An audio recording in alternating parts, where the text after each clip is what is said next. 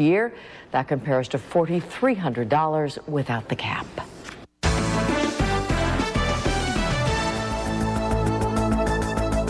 Tonight's special segment, Training for Trouble. A deadly Metra accident 2 years ago triggered a push to improve training for engineers. So starting next week, high-tech simulators will be used. And ABC 7's Paul Meinke is one of the first to climb aboard. We're leaving Union Station, track 26. Andre Hunt is our engineer. Along the way, there may be a couple of obstacles in Mr. Hunt's way. It looks real, sounds real, feels real, even the view out the side window and the rear view mirror. But this train is on no tracks. It's in a room at Metra's headquarters. It's a railroad of computer-generated images designed to teach, train, and test. I think that the whole term is it's better to see than tell. You know, it's a lot easier when you show a person what he's or she is not doing right versus just telling them. 2 years ago, when this Metra Rock Island train derailed, 2 people died and others were permanently disabled. The train should have slowed to 10 miles an hour for a crossover. It was going 70. Federal investigators concluded the engineer missed a signal, and they strongly recommended that Metra start using simulators for engineer training. Metra has purchased 5 of them. Each replicates a locomotive cab specific to a Metra line. It's okay to start moving. From the outer room, Supervisor Bob Tagg watches everything in the simulation. In fact, he controls it.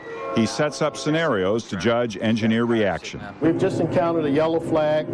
That's another simulated that's not specified. We want to keep these guys in a situation where there isn't complacency, that every day is a new day. Want a change in the weather? Bring on the thunder and lightning. Or roll in the fog. Change signals. Put a car on the tracks, in reality a regrettably common occurrence. Or you can add the improbable but not impossible cow on the tracks. Beginning next week, the simulators will be used for extensive training of new engineers. They are an adjunct to the real deal. The intent is also to keep veteran engineers fresh by using the simulators. We would like to make sure that we bring in engineers at random and allow them to come in and make runs. Everything is recorded in the simulator and can be played back for review. There's even a camera pointed at the engineer. The $2 million plus spent on the simulators comes in addition to a new satellite-based train control system that can automatically brake a train if it blows a signal.